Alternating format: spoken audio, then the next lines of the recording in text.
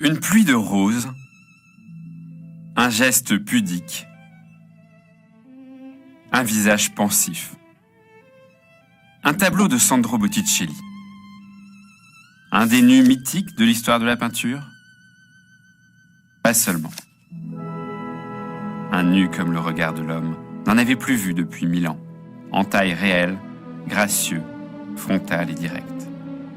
Après des siècles où la nudité fut synonyme d'humiliation ou de vice, et la beauté suspecte, les voici révélés et idolâtrés sous les traits de la déesse de l'amour.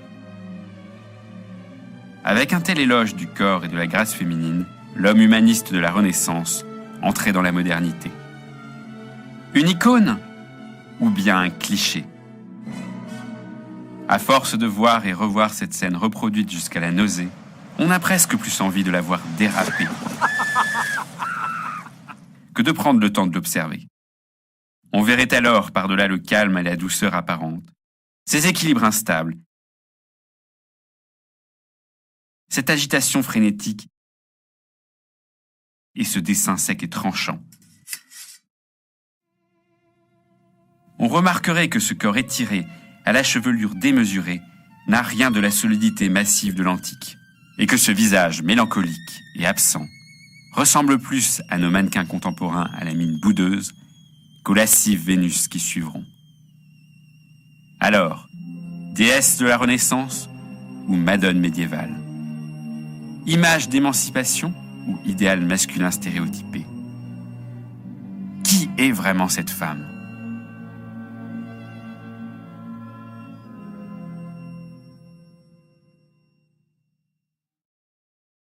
La réponse semble évidente. C'est Vénus au moment même de sa naissance.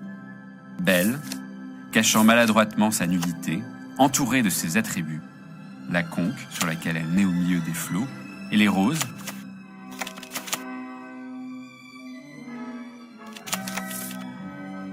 À sa gauche, Zéphyr, le dieu du vent d'ouest, les joues gonflées d'air, et sa compagne Aura, le vent du printemps. Il pousse la conque vers la berge, où une femme s'apprête à la revêtir d'une cape rose, parsemée de violettes. C'est une des heures, ces déesses des saisons, sans doute le printemps. Mais cette Vénus-là est en provenance directe de l'Antiquité. Certes, Botticelli retranscrit fidèlement une description de la naissance de Vénus de Policien, son contemporain. Mais le texte s'inspire du romain Pline l'Ancien, décrivant une fresque légendaire sur Vénus peinte par Apelle, le plus grand peintre de l'Antiquité, pour Alexandre le Grand. Impossible de trouver filiation plus prestigieuse pour le peintre, comme pour les commanditaires, les Médicis. Ils fournissent justement à Botticelli sa seconde source d'inspiration antique, leur copie romaine de la Vénus de Praxitèle, un nu légendaire, si beau qu'un jeune homme en tomba amoureux et tenta de s'unir à elle charnellement. La naissance de Vénus paraît donc représentative de l'état d'esprit de la Renaissance. L'abandon de l'obscurantisme médiéval grâce à la redécouverte de l'antique. Pourtant, si l'on compare la toile aux autres chefs-d'œuvre que Botticelli avait sous les yeux, on est frappé par un décalage. Alors que ses confrères se passionnent pour la perspective, celle de la naissance de Vénus est sommaire. Aucune perte de contraste progressif pour donner l'impression d'éloignement, et les personnages ont l'allure de figures de papier découpées puis collées sur un fond. Ensuite, tandis que ses contemporains cherchent à rendre les figures vivantes en masquant les contours, Botticelli les cisèle méticuleusement. Enfin, Vénus diffère de son modèle. Cou et visage plus étirés, épaules moins larges, ventre plus rond. Et elle ne respecte pas les sacro-saints canons des proportions antiques. L'écart entre la poitrine, qui doit servir de maître étalon pour l'ensemble des proportions, s'allonge ou diminue sans cesse. Quant à la stabilité antique, elle a laissé place à un déséquilibre improbable. Vénus nous cacherait-elle ses véritables origines ?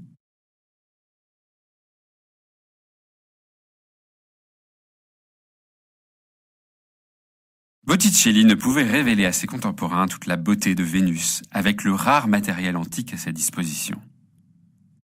Il va se réapproprier les styles encore au goût du jour à Florence à la fin du XVe siècle. Celui de la tapisserie médiévale du Nord, très appréciée des Médicis, les personnages se détachant comme des arabesques et la perspective de la naissance de Vénus tiennent de ce média où la matérialité du support rendrait difficile l'expression de la profondeur. Réappropriation de l'orfèvrerie, art typiquement médiéval qui rayonnait de ses derniers feux. Botticelli avait une formation initiale d'orfèvre, ce qui explique la précision tranchante de son dessin et le qualificatif de viril qu'on lui a collé. La virilité désignait alors celui qui excelle dans son domaine. Pour le peintre, c'est sa virtuosité. Et en 1485 à Florence, c'est celle du dessin net et précis. Botticelli en est le roi. Enfin, le nu n'est pas antique, mais gothique. Longue chevelure, corps plus étiré, les muscles ont laissé place à des hanches plus larges, les seins diminuent de volume. Vénus serait-elle un nu néo-médiéval ? Par la forme, oui, mais certainement pas par le sujet. Le Moyen-Âge limitait le nu à 2 représentations liées à la Bible, parfois celui épanoui de l'innocence, mais le plus souvent celui honteux, dérivant du péché. Vénus pourrait être la version moderne de ce nu de l'innocence et de la pureté, geste de pudeur, visage pensif et absorbé, celui-là même de la Vierge Marie, la déesse des chrétiens, et les plus grands philosophes de l'époque, l'habit de vertu, elle est tempérance et honnêteté, charme et splendeur. L'époque est donc à une tentative curieuse de conciliation entre religion catholique et dieu païen, qui débouche sur de très sérieux traités d'astrologie et un véritable culte de Vénus. On offre aux jeunes mamans des plateaux d'accoucher où la déesse domine les hommes, qui sont comme hypnotisés.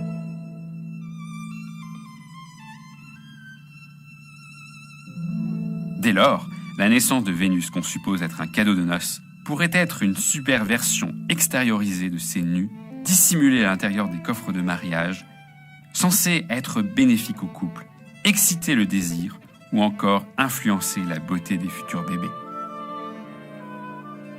Et le tableau lui-même plaide en faveur d'un impact fortement sensuel, l'enlacement improbable des jambes des lascifs zéphyrs,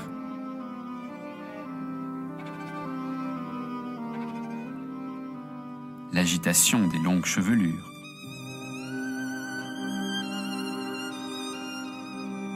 le vent qui plaque la robe de l'heure contre son corps en des plis suggestifs. L'agitation et le mouvement habitent le tableau. Mouvement qui devient pour les artistes renaissants un moyen privilégié d'évoquer la joie, l'ivresse et la sensualité. Enfin, quand Botticelli veut faire des nus dénués de sensualité, il y arrive très bien. Comme cette vérité terne, tendue, sans rondeur, présente dans la calomnie d'Apelle, ou cette sainte Zénobie, bossue et difforme. Ni antique ni médiévale, cette scène est typique de la Renaissance florentine, de son goût pour l'éloge de la vie et des sens, quitte à mélanger allègrement religion chrétienne et superstition païenne, idéalisation et sensualité charnelle. Pourtant, à peine une dizaine d'années plus tard, la toile sombrait dans l'oubli pour plus de 3 siècles.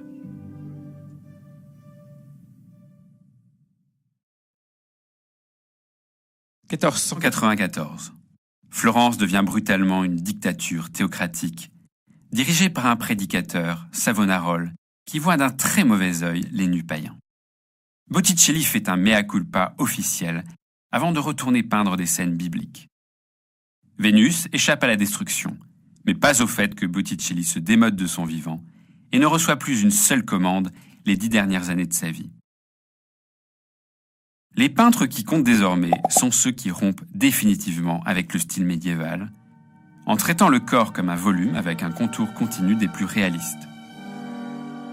Et les audaces de la naissance de Vénus deviennent rapidement dépassées. L'imitation de la peau devient saisissante. La déesse peut désormais s'offrir en toute simplicité, dans un intérieur seigneurial, en dévisageant même le spectateur. Elle deviendra alors sans cesse plus lourde. Dans des poses suggestives, couvertes de bijoux et tenant parfois plus de la courtisane que de la déesse. La représentation de Botticelli est bien loin et va devoir attendre le XIXe siècle pour prendre sa revanche. Le siècle est schizophrène.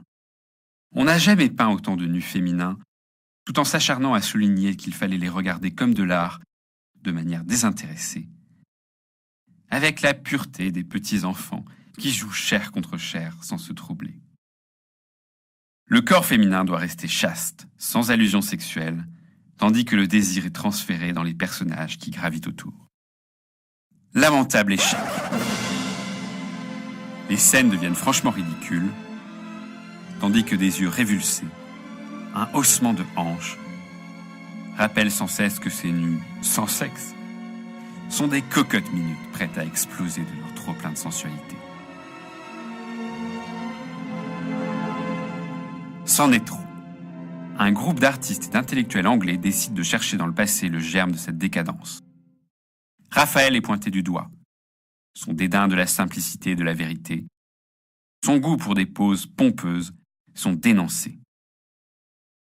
Avec quel enthousiasme redécouvre-t-il le Quattrocento, et notamment Botticelli, la douce simplicité des scènes, des corps, les gestes retenus, les visages mélancoliques et absorbés.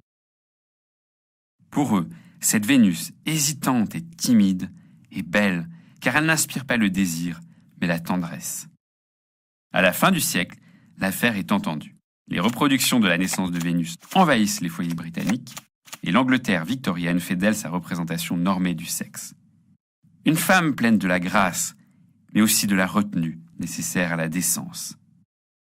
C'était le germe de l'ultime transformation de Vénus. Une femme aux mensurations relevant du fantasme. Il lui semble exclu toute pensée. Si Vénus suscite à nouveau le désir charnel, c'est comme femme-objet, destinée à assouvir les fantasmes de l'homme. Ce n'est pas que pour le jeu de mots avec Shell, le coquillage, qu'Alain Jacquet transforme Vénus en pompe à essence. C'est aussi pour montrer qu'elle est devenue un objet utilitaire destiné à assouvir les désirs de l'homme. Pour comprendre qui est cette femme, il faut donc aller au-delà du cliché et de la reconstruction historique pour revenir à ses origines. On découvre alors la puissance séductrice qu'une telle figure a pu exercer. Un idéal déjà universel de la beauté, assorti d'une célébration de la naissance et de la vie.